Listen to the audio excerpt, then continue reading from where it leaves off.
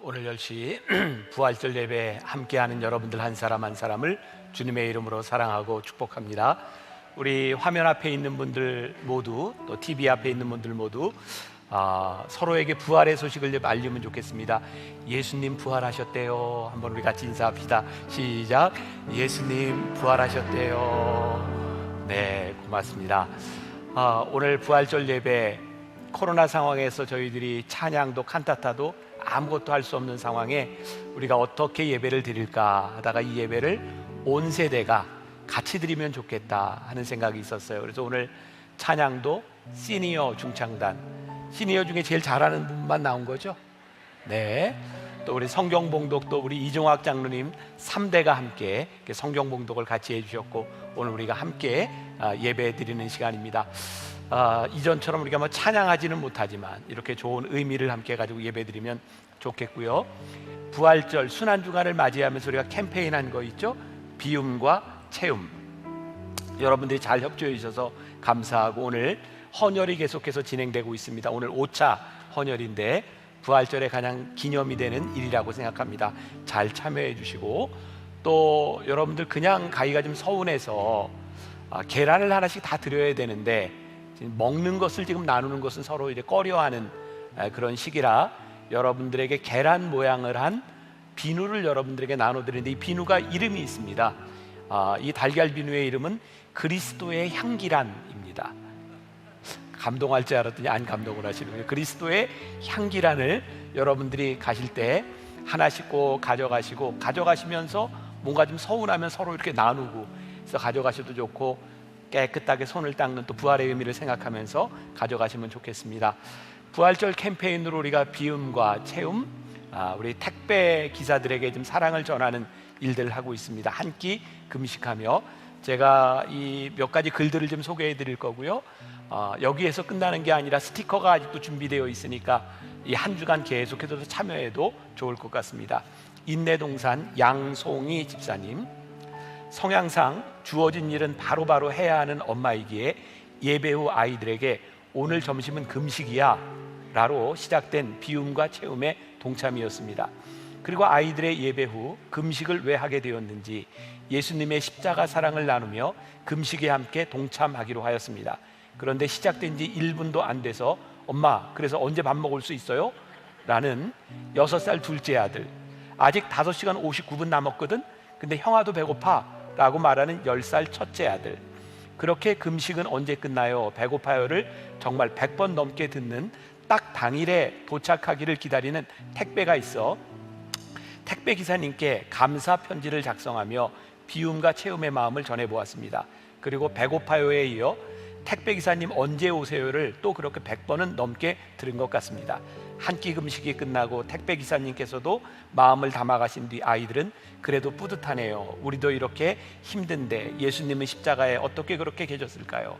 참 감사한 일이네요 라는 두 아이들의 고백에 그저 감사함이 넘치고, 이렇게 아이들과 그 과정을 인내하고 들어줘야 하며 힘들었지만 예수님의 사랑을 이렇게 알아가는 아이들과 또 하나의 신앙의 추억을 만들 수 있어 너무나 감사했습니다.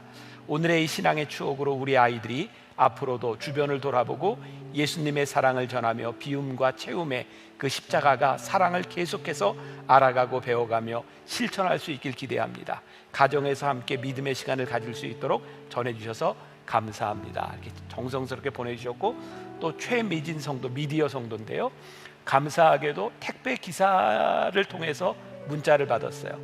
고객님 쿠팡맨입니다. 다름이 아니라 고객님께서 베풀어진 마음에 너무나 따뜻한 새벽이 된 듯합니다. 감사하다는 말을 꼭 전하고 싶어 문자드립니다. 좋은 밤 되시고 다시 한번 감사의 인사드립니다. 또 사랑동산의 방정문 권사님은 이웃에게 사랑을 실천하는 과정이 참 좋았어요. 선한 영향력을 흘러보낼 수 있도록 장려해 주신 비움과 채움 이벤트 덕분에 준비하면서 더 큰 행복을 느꼈습니다. 제과점에서 빵을 구입하고 마트에서 우유랑 간식을, 그리고 미리 구입한 하루 견과 세트를 가방에 넣은 후 작은 마음을 담은 메시지까지 부착해 봅니다. 작은 몸짓을 통해 주님께 영광이 되기를 소망합니다. 잘 참여해 주신 분들 너무 감사하고, 아직 하지 못한 분들이 있다면 이런 작은 사랑의 수고를 여러분들이 한번 할 수 있다면 좋겠다는 생각이 듭니다. 모두를 격려하고 우리 한번 박수로 축복하겠습니다. 고맙습니다. 자, 오늘 부활절 말씀을 여러분들과 함께 나누려고 합니다. 부활절 말씀의 제목이 이렇습니다. 십자가 세상을 바꾸는 힘. 부활절에 저는 여러분들과 함께 십자가의 이야기를 하고 싶고, 이 십자가가 없이 부활이 없는 것처럼 또 부활이 없었다면 십자가가 아무런 의미가 없을 텐데, 오늘 십자가와 부활에 대한 의미를 함께 생각하려고 합니다. 제가 말씀을 묵상하고 준비하면서 십자가 부활의 의미를 이렇게 생각해 보았어요. 십자가, 우리 하나님을 믿는 사람들이 세상과 다른 가치를 가지고 살아가겠다는 우리의 마음의 결심이다. 그럼 부활은 뭘까요? 세상과 다른 가치를 살아가고 있는 우리가 절대적으로 승리한다는 확신을 우리들에게 준 것이 부활이다. 그러니까 여러분, 우리가 세상과 다른 가치를 살아가는, 십자가를 지고 십자가를 바라보고 살아가는 우리들에게 부활은 그것이 결코 헛되지 아니하고 우리들이 그렇게 살아가는 것이 승리라고 하는 것을 우리들에게 분명히 말씀해 주고 있습니다. 오늘 부활절은 십자가의 의미를 우리들에게 가장 정확하게 이야기해 주는 주일입니다. 저는 레디컬이라고 하는 말을 좋아한다고 여러분들에게 몇 번 이야기를 했어요. 과격하다라고 하는 말 뜻도 있지만 본질적이다, 이런 말의 뜻이 있다는 것도 여러분들에게 몇 번 말씀을 드렸어요. 십자가야말로 우리로 하여금 가장 본질적인 신앙으로 돌아오게 하고, 이 본질적인 십자가의 신앙을 붙드는 사람들이야말로 이 세상에서 정말 레디컬한 신앙생활을, 믿음생활을 할 수 있는 사람이라는 생각을 합니다. 제가 오래전에 레디컬이라고 하는 책을 읽고 거기에 참 인상적이었던 부분이 있어요. 이 책의 저자였던 목사님이 인도네시아에 있는 어떤 불교 사원을 방문하게 되었습니다. 많은 사람들이 모였고, 또 인도네시아는 회교도가 굉장히 많은 나라입니다. 그 불교 사원에서 불교 지도자와 이슬람 지도자와 그리고 이 목사님이 대화를 나누게 되었대요. 종교 간의 대화를 나누게 되는 거죠. 이분들이 그런 이야기를 하는 거예요. 사소한 점에서 종교가 차이가 있을지는 모르지만 본질적인 차원에서 종교가 다 같은 게 아니겠습니까? 그러면서 열띤 토론을 하다가 이 목사님은 가만히 듣고 있었는데, 이 목사님께도 한마디 하라고 이렇게 이야기를 하더래요. 목사님이 이렇게 말을 했답니다. 두 분은 산 꼭대기에 계시는 하나님 또는 신을 염두에 두고 있는 듯합니다. 우리 모두 산 기슭에 있고요. 여러분들이 얘기하는 것은 이쪽에서 올라가든 저쪽에서 올라가든 이렇게 올라가든 저기 신에게 올라가면 된다는 것, 그래서 엇비슷하는 얘기가 아닌가요? 이 사람들이 네, 그렇습니다 라고 이야기를 하더래요. 그때 이 목사님은 정색을 하고 이분들에게 이렇게 이야기를 했답니다. 한 가지 질문이 있습니다. 저 산 꼭대기에 계시는 하나님이, 신이 지금 우리들에게 내려오셨으면 어떨까요? 인간들이 저마다 자기네 길로 높이 올라가려고 하는 것이 아니라 그분이 사람의 몸을 입고 우리들에게 오셨다면 어떻게 될까요? 잠시 듣고 있던 그 종교 지도자들은 이렇게 이야기를 합니다. 정말 멋질 것 같은데요. 그때 목사님이 이렇게 얘기를 합니다. 제가 바로 그렇게 하신 예수님을 여러분들에게 소개하겠습니다. 예수님은 다른 종교, 다른 신과 달리 우리의 노력으로 무엇을 이루려고 말씀하시는 분이 아니라 하나님께서 이 땅 위에 오셔서 그분이 누구신지를 우리들에게 말씀해 주셨어요. 레디컬한 본질적인 기독교 신앙이라고 하는 것은 지금 우리 교회와 우리의 신앙에서 잃어버렸던 하나님에 대한 본질적인 이해를 다시 하는 거예요. 그게 뭘까요? 높은 곳에 계신 하나님께서 이 낮은 곳에 오신 것, 그것을 생각하는 것, 낮은 곳에 오신 하나님의 은혜와 사랑을 고백하는 것이 참된 신앙인데, 우리가 오늘 그것을 잃어버리지는 않았는가? 부활절에 우리들이 생각해 봐야 될 부분이죠. 신앙생활을 하는 우리들에게 중요한 두 가지 오류가 있다는 생각을 합니다. 하나는 종교 소비주의라고 말을 할 수 있고, 또 하나는 사명주의라고 말할 수 있는데, 먼저 종교 소비주의라는 걸 이야기해 볼까요? 종교 소비주의가 뭔가? 우리는 하나님을 믿는다고 하면서 우리들이 원하는 것들을 많이 만들어놔요. 그런 거죠. 여기 몸이 아픈 분들, 하나님은 우리의 병을 고쳐주시는 분이야. 경제적으로 어려운 분들, 하나님은 우리의 경제를 채우실 수 있는 분이야. 혹은 자녀들을 위해 기도하는 분들, 하나님은 우리 자녀들을 잘 성공할 수 있도록 도와주시는 분이야. 여러분, 하나님이 그렇게 하실 수 없다라는 것이 아니라 우리들이 종교적 소비주의, 우리들이 원하는 하나님을 우리는 딱 만들어 놓고 그 하나님께만 예배하며 이 땅에 오신 하나님이 어떤 분이신지를 잃어버리고 있다면 우리들이 열심히 예배를 드리고 있지만 진정한 하나님의 모습은 우리들이 모르고 있을 수도 있다는 거예요. 또 하나 정말 무서운 게 있는 게 뭐냐면 사명주의라는 거예요. 하나님께서 우리들에게 사명을 주셨어. 그래서 그 사명을 이루기 위해서 우리는 최선을 다해요. 그 사명 지상주의자가 돼요. 그래서 사명 지상주의자들이 많아서 이 교회 안에서 봉사와 섬김에 열심인 자들이 많으면 이 교회가 아름다워지는 것이 아니라 사명자들의 사명이 너무 특심해서 갈등과 싸움이 일어나는 것들을 우리는 많이 보는 거예요. 그렇게 열심인 사람들, 그렇게 열심히 기도하고 예배하는 사람들 가운데서 이 땅 위에 오신 예수님의 모습이 보이지 않고 있다면 우리는 근본적으로 우리의 신앙이 잘못되어 있는 것은 아닌가. 저와 여러분들의 모습을 한번 돌아볼 필요가 있지 않을까. 레디컬, 부활의 신앙을 믿는 들에게 본질적인 우리의 신앙의 모습은 무엇일까? 기독교가 다른 종교와 다른 하나님이 우리들에게 가르쳐 주시는 것은 무엇일까? 성경은 우리들에게, 십자가는 우리들에게 명백하게 한 가지를 말씀하고 있어요. 하나님의 나라는, 십자가는 인간의 힘을 가지고 무엇을 이루려고 하는 것이 아니라 십자가를 통해 하나님의 뜻을 이루셨다. 오늘 본문 말씀 가운데 우리 다 읽지는 않았지만 마가복음 10장 42절 43절 말씀 우리 같이 한번 읽어보겠습니다. 시작. 예수께서 불러다가 이르시되 이방인의 집권자들이 그들을 임의로 주관하고 그 고관들이 그들에게 권세를 부리는 줄을 너희가 알거니와 너희 중에서 그렇지 않을지니 너희 중에 누구든지 크고자 하는 자는 너희를 섬기는 자가 되고. 자, 이 마가복음 10장은 예수님 사역의 중요한 분기점을 이루는 부분입니다. 이 부분부터 예수님께서 십자가를 지셔야 되겠다고 공개적으로 말씀하기 시작했어요. 제가 설교 시간에 참 자주 하는 이야기죠. 사람들이 예수님을 열광적으로 따라다니다가 예수님께서 이 땅에 오신 가장 본질적인 이유, 내가 십자가를 져야 되겠다고 했더니 많은 군중들이 예수님을 떠나갔습니다. 저는 그래서 종종 그런 생각을 하거든요. 만나교회가 부흥하는 교회, 사람들이 많이 모이는 교회, 이게 본질적으로 옳은가? 사람들이 모이고 모이지 않고에 대한 문제가 아니라 우리들이 모이는 이유가 분명한가? 예수님께서 복음을 말씀하시고 십자가를 지시겠다고 말씀하셨을 때 많은 군중들이 떠나갔다고 하는데 오늘 우리들이 여기에 모이는 이유는 무엇인가를 우리들이 본질적으로 생각하지 않으면 안 되는 거죠. 자, 기억하시는지 모르겠어요. 제가 만나기의 교회론에 대해서 이야기할 때 에클레시아와 키르케를 좀 구분할 필요가 있다. 아마 다 잊어버리셨을 거예요. 그렇죠? 아유, 꼭 알고 있는 것처럼. 네, 다시 한번 이야기해 드릴게요. 에클레시아와 키르케. 에클레시아는 교회라는 말이고 키르케는 교회라는 말이에요.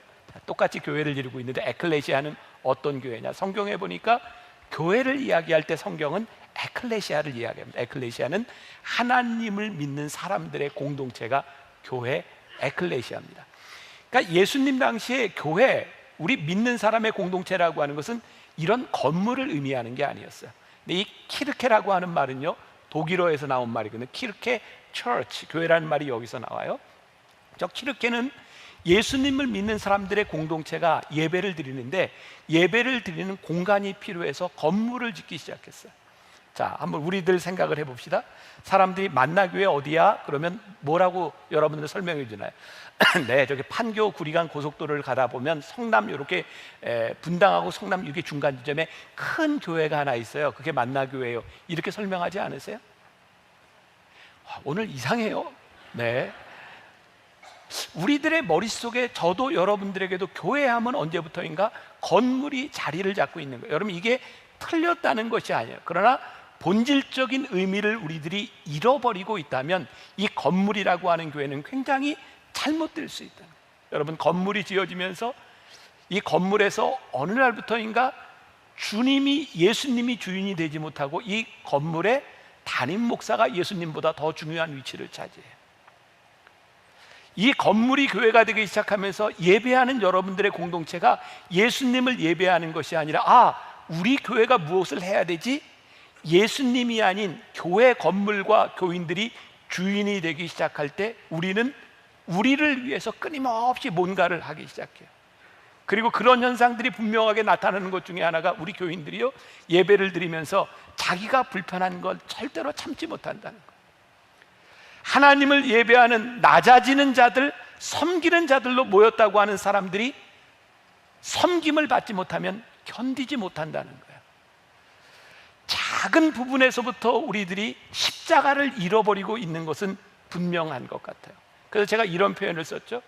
교회 중심적인 교회에서 하나님 중심적인 교회로 우리들이 빨리 돌아가야 본질적인 교회의 모습을 우리들이 발견할 수 있다. 교회 중심적인 교회가 뭐예요?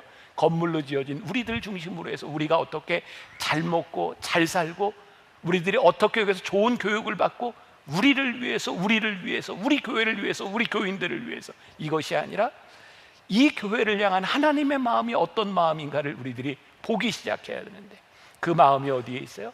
십자가에 있는 거예요. 오늘 부활절에 우리들의 신앙을 굉장히 본질적으로 깊이 생각해 봐야 되는 부분 중에 하나이죠. 저는 이 역사를 보면서 참 놀라운 사실을 하나 발견하게 되는데요, 우리가 잘 알고 있는 세계의 4대 종교라고 이야기할 수 있는 불교, 이슬람교, 기독교 다 보세요. 유대교도 보세요. 유대교의 지금 핵심이 유대교 그 자리에 있어요. 이스라엘에. 이슬람의 핵심이 중동에 그대로 있어요.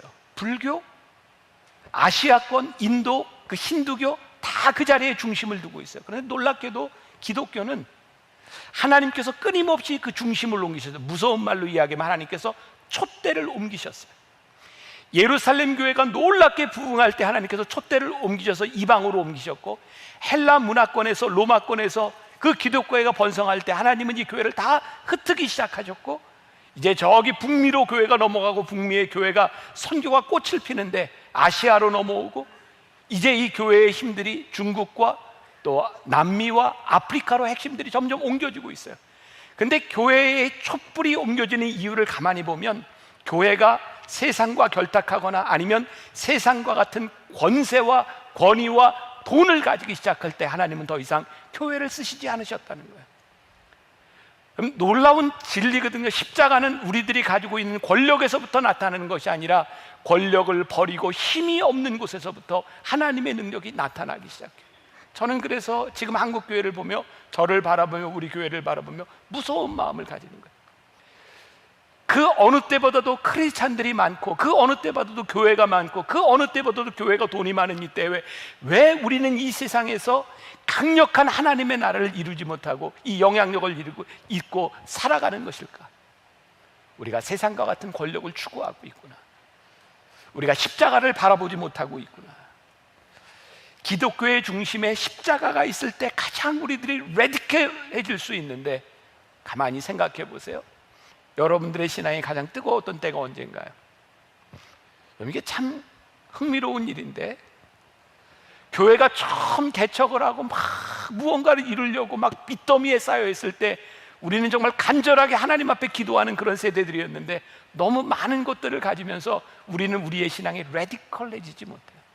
그래서 제가 비움과 체험이라고 하는 이 운동을 하는 것도, 하나님, 우리들이 순환주간과 이 부활절을 지나가며 우리를 비울 수 있는 일들이 우리들에게 필요하고, 나를 비우니 내가 그리스도의 사랑을 전할 수 있는 것들이 보여지는 거예요. 나를 비우지 않으면, 십자가를 바라보지 않으면 근본적으로 우리들이 하나님 앞에 올바른 신앙을 갖기가 힘든 거예요.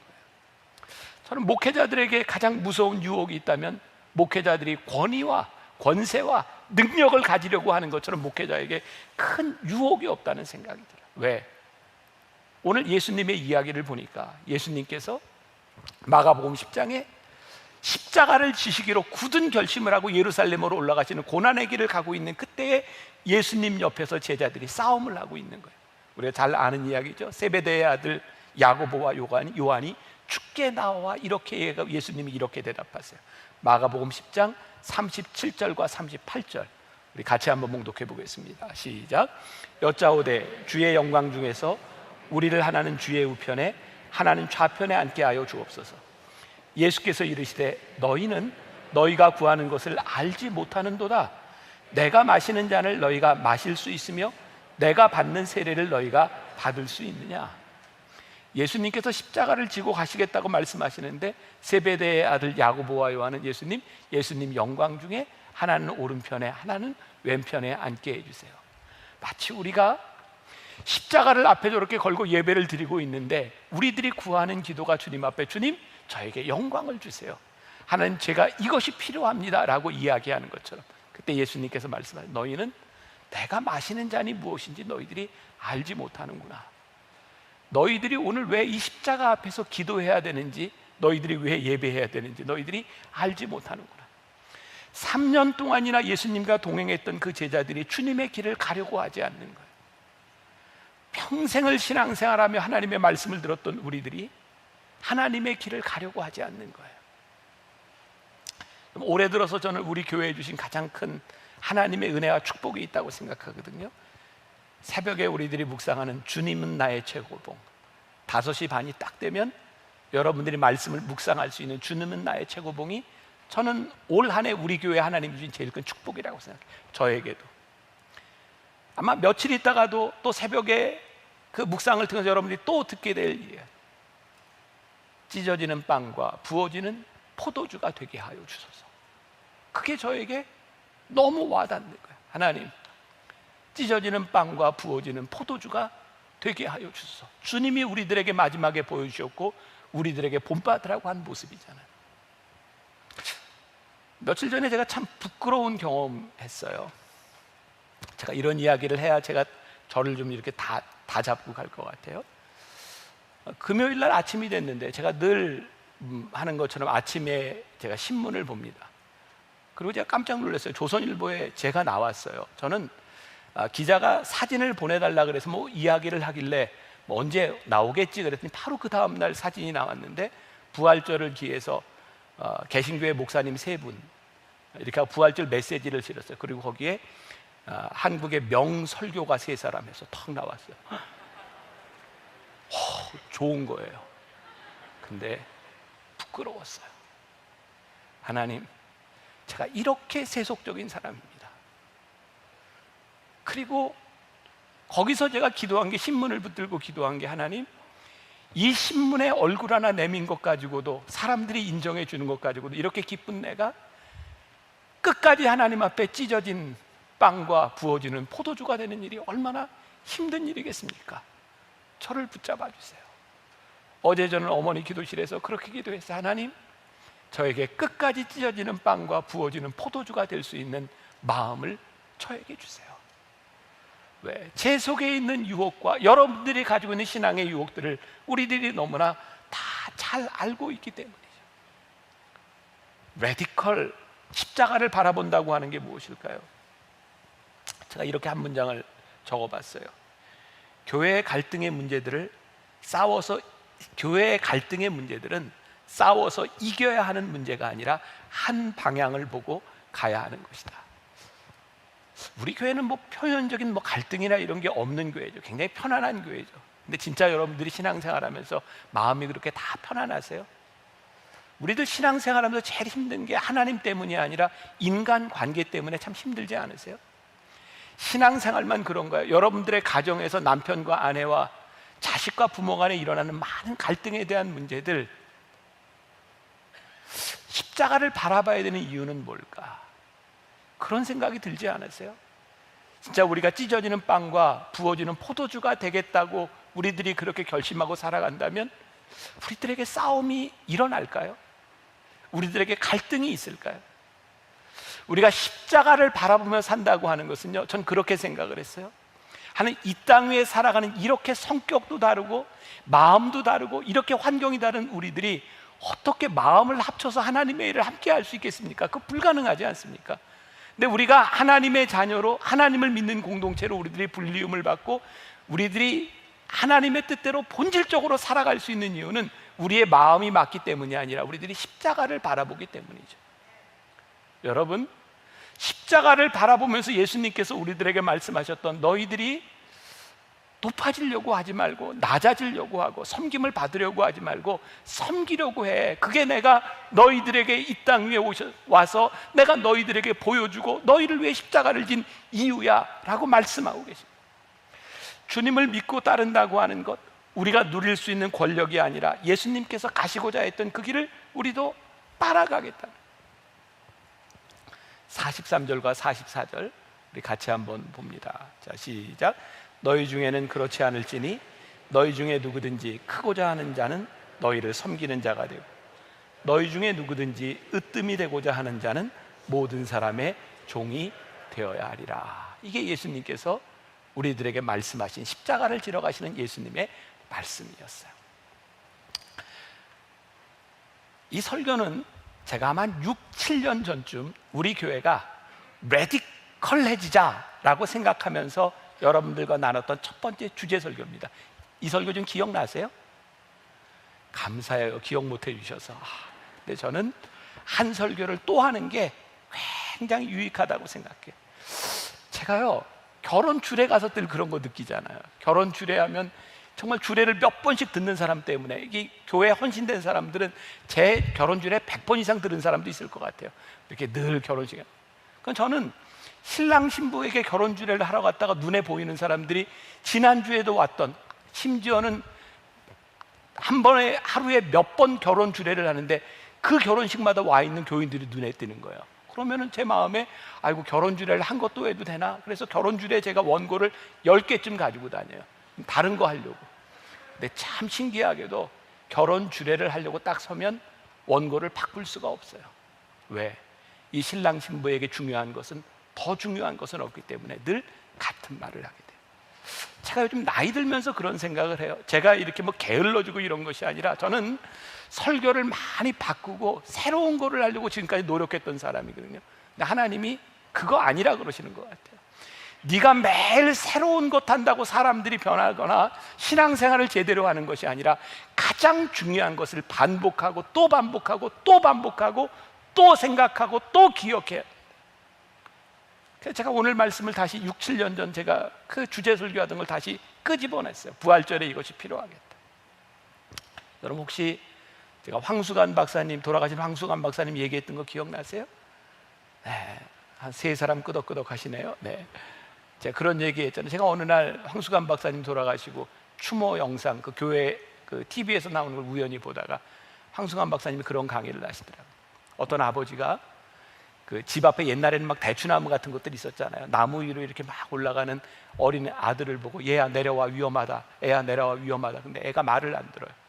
계속 올라가요. 어쩔 줄을 모르는데 그 앞을 그 마을에 신부님이 지나가고 있었어요. 아버지가 신부님에게 붙어요. 신부님 어떻게 좀 해주세요. 신부님이 애한테 얘야 내려와라, 큰일 난다. 근데 애가 막 올라가요. 얘야 내려와라, 너 거기 올라간다고 천국 가는 거 아니야, 내려와. 근데 애가 말을 안 들어요.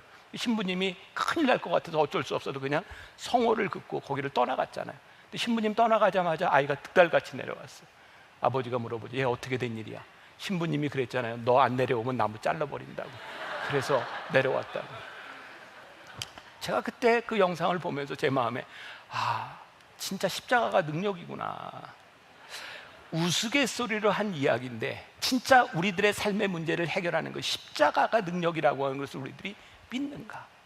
십자가를 우리들이 믿는다고 하면, 그 십자가에 대한 확신이 분명히 있다고 하면 우리들이 십자가를 지고 십자가를 바라보고 살아갈 텐데 우리들에게 이 확신과 이 믿음이 없으니 우리가 십자가를 지고 가는 것이 참 쉽지 않구나. 여러분, 예수님을 따라다니던 제자들이요, 높은 자리에 올라가서 그들이 꿈꾸던 것이 무엇이었을까요? 나쁜 것을 꿈꿨을까요? 아니, 그렇게 생각하지 않습니다. 적어도 예수님의 제자들은 3년 동안 예수님을 따라다니면서 그런 생각을 하지 않았을까요? 우리가 이 힘을 가지고, 이 능력을 가지고 이 세상을 바꾸어 보자, 예수님과 함께 이 세상을 한번 뒤집어 보자. 그들이 꿈꾸던 게 뭐예요? 하나님의 나라였어요. 이 불의한 세상을 우리들이 한번 뒤집어 보자. 그래, 우리들에게 힘이 필요해. 예수님, 한 사람은 우편에, 한 사람은 좌편에 앉게 하여 주옵소서. 여러분, 며칠 지나면 이제 주님은 나의 최고봉을 통해 여러분들 듣게 될 말씀 가운데 하나요, 저에게 굉장히 와닿았던 말씀이 있어요. 우리의 최선이 최악을 만들 수 있다는 게 참 두렵습니다. 우리는 이것이 최선이라고 생각하는데 그것이 하나님의 나라를 이루지 못하는 최악을 만들 수 있다는 것이 두렵습니다. 제자들이 예수님과 함께 동행을 3년 동안 동행을 하면서 그들이 꿈꿨던 이 하나님의 나라, 이 세상의 권력을 가지고 이 세상을 바꾸어 놓겠다고 하는 것이 그들은 최선의 방법이라고 생각했을지 모르지만 하나님의 나라는 그렇게 이루어지는 것이 아니라는 것을, 우리 주님께서 이 땅 위에 오셔서 우리의 문제를 해결해 주시는 것은 세상 방법이 아니라 하나님의 방법, 십자가의 방법을 통하여 하나님의 뜻을 이루신다고 하는 것을 우리 주님이 우리들에게 보여주고 계신 거예요. 이번 주간 우리들에게 가장 큰 이슈가 뭘까요? 우리 보궐선거 아닌가요 지금? 여기는 서울 시민이 많이 없어서 관심이 없으신가요? 서울시장이 누가 될지 부산시장이 누가 될지 관심 없으세요? 제가 좀 공개적으로 위험한 발언을 한번 좀 할까요? 제가 이번 선거에서 누구를 뽑아야 될지 제가 명확히 말씀드려 볼까요? 큰일 났다 이거. 제가 이야기를 좀 하려고요. 누구를 뽑냐? 제 얘기 잘 듣고 뽑으세요. 저는 요즘 정치를 보면서 사람들이 다 똑같은 얘기를 하죠. 우리가 시장이 되든 대통령이 되든 뭐가 되든 제가 여러분들을 잘 섬기겠습니다. 이 사람들이 아무튼 정치를 하면서 계속 서로가 이제 흑색 선전을 하고 서로 이렇게 다투고 그래요. 섬기겠다고 하는 사람들, 내가 그 자리에 가서 섬기겠다고 하는 사람들이 그 자리에 가면 우리를 섬겨주든가요? 아무도 그런 사람이 없어요. 내가 힘을 가지면 이 세상을 바꾸어 보겠습니다라고 이야기를 하는데 힘을 가진 사람들이 세상을 바꿀 수 있나요? 그렇지 않더라고요. 제가 여러분들 누구를 뽑으라고 얘기하냐면 진짜 섬길 것 같이 생긴 사람을 뽑으세요. 그러면 돼요. 근데 우리들이 그렇지 못한다는 거죠. 왜일까요? 내가 세상 권력을 가지고 힘을 가지면 이 세상을 바꿀 수 있다고 생각하는데 그 힘을 얻는 과정이 정의롭지 않아요. 그 과정들이 세상의 방법이기 때문에 세상의 방법을 가지고 힘을 얻어서는 이 세상의 악과 싸울 수 있는 능력이 없는 거예요. 제가 정치 혐오증을 여러분들에게 일으키려고 하는 것이 아니라 진짜 우리들이 생각하는 세상의 권력을 가지고 이 세상을 바꿀 수 있는가? 그것은 불가능합니다. 전 진짜 제 마음속에 그런 확신이 있어. 하나님, 십자가를 바라보는, 십자가를 지고 살아가는 우리 그리스도인들이 소망이 아니겠습니까?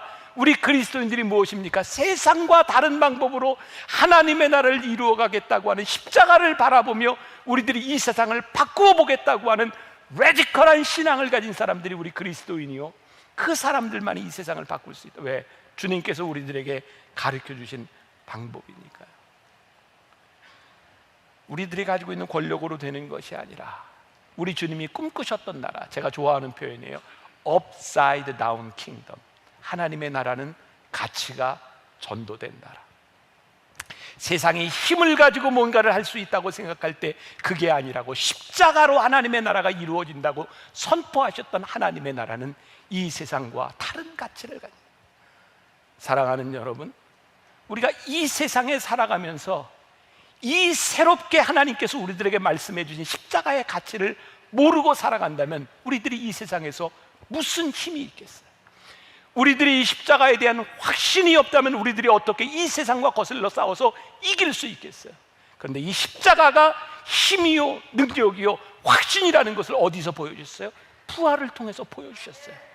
십자가를 이기시고 죽음을 이기시고 부활하신 예수님께서 이것이 길이요 진리요 생명이라고 하는 것을 우리들에게 보여주셨어요. 너희들이 십자가를 바라보고 살아도 절대로 실패하지 않는다. 너희들이 십자가를 보고 살아갈 때 영원한 생명을 얻을 것이라고 하는 것을 우리 주님이 우리들에게 보여주셨어요. 우리들이 이 신앙을 잃어버리고 있기 때문에 우리들이 그렇게 비실비실하게 살아가는 것이 아닌가. 복음의 능력을 믿는 사람들, 45절에 인자가 온 것은 섬김을 받으려 함이 아니라 도리어 섬기려 하고 자기 목숨을 많은 사람의 대속물로 주려 함이니. 하나님의 나라는 권력을 가지고 확장되는 것이 아니라, 세상은 싸워서 이겨야 영향력이 확대된다고 이야기할 때 하나님의 나라는 지려고 애쓰고 십자가를 지는 사람을 통해서 이루어지는 것이다. 여러분 한번 상상을 해보세요. 누가복음 10장, 예수님께서 십자가를 지시겠다고 말씀을 하셨을 때 예수님과 제자들에게 얼마나 황당하고 당황스러운 일이 일어났나요? 예수님이 십자가를 지시겠다고 하는데 제자들 중에 하나가 하나는 우편에 하나는 좌편에 앉아달라고 했을 때 예수님 얼마나 당황스러우셨을까요? 이놈들이 3년을 나와 함께 다니면서도 하나님의 나라가 무엇인지를 모르는구나.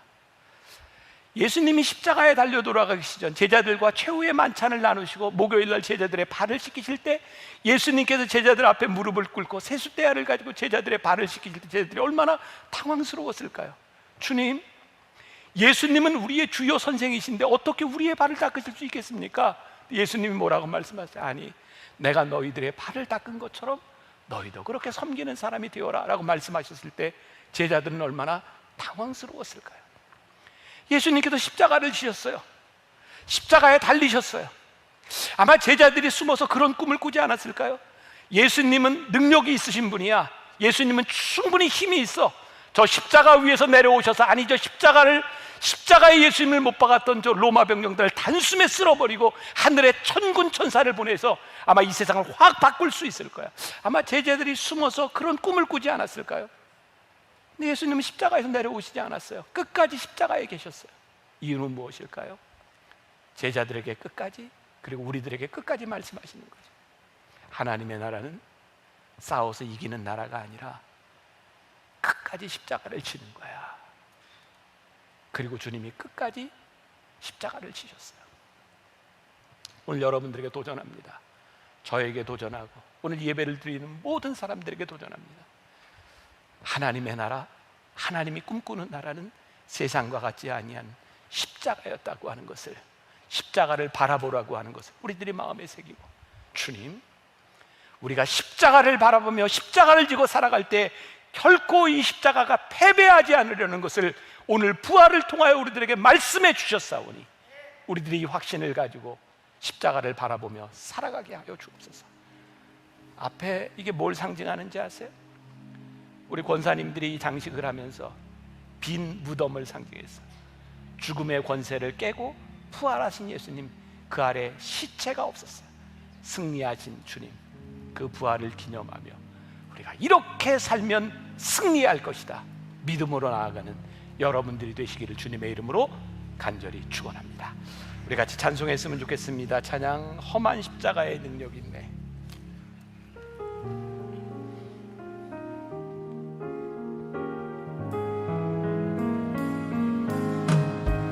나는 믿네 갈보리 언덕 십자가, 나는 믿네 그 누가 뭐라 해도 이 세상 다 지나고 끝나이 봐도 험한 십자가 붙들겠네. 나는 믿네, 나는 믿네 갈보리 언덕 십자가, 나는 믿네, 나는 믿네 그 누가 뭐라 해도 이 세상 다 지나고 끝나이 와도 험한 십자가 붙들겠네. 나는 믿네, 나는 믿네 갈보리 언덕 십자가, 나는 믿네, 나는 믿네 그 누가 뭐라 해도 이 세상 다 지나고 끝나이 와도 험한 십자가 붙들게. 우리 나는 믿네 다 함께 일어나서 우리 찬양합시다. 믿음으로 고백합시다. 나는 믿네 갈보리 언덕 십자가, 나는 믿네 그 누가 뭐라 해도 이 세상 다 지나고 끝나이 와도 험한